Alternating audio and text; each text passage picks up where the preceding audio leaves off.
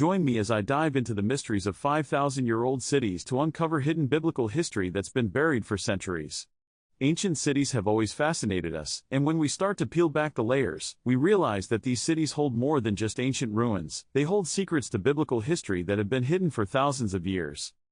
For many of us, the Bible is a sacred text that has been passed down for generations, but when we start to look at historical records and archaeological findings, we're faced with a challenge: how do we reconcile the two?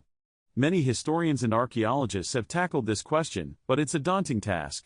There are those who say the Bible is purely a work of fiction, while others believe it's an accurate historical account.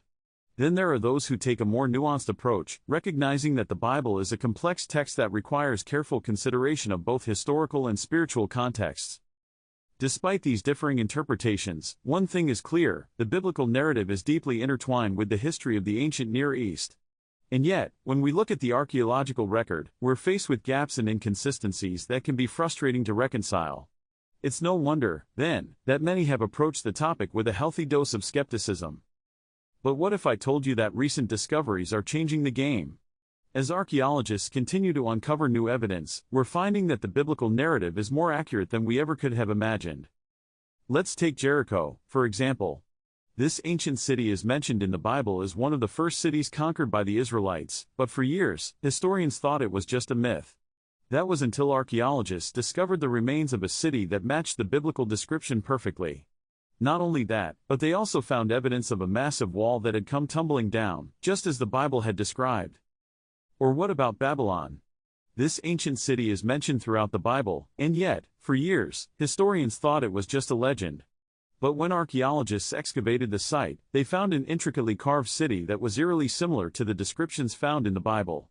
And let's not forget about the famous Ishtar Gate, which was discovered in the 19th century and is now recognized as one of the most impressive architectural achievements of the ancient world.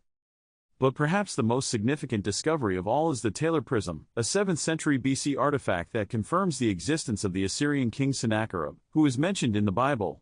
This is huge, because for years, historians thought that Sennacherib was just a mythical figure. But with this discovery, we have concrete evidence that the biblical narrative is rooted in real historical events. So what does this mean for our understanding of biblical history? It means that the events described in the Bible are more than just myths and legends; they're rooted in real historical events. It means that the people and places described in the Bible are more than just fictional characters; they're real people who lived and breathed in a real historical context. As we explore these ancient cities, we're not just uncovering ruins, we're uncovering a hidden biblical history that has been waiting to be uncovered for centuries. And it's changing everything we thought we knew about the ancient world. So, what do you think about these groundbreaking discoveries? Share your thoughts in the comments below. And if you want to learn more about archaeology and biblical history, be sure to check out more of my videos on the topic.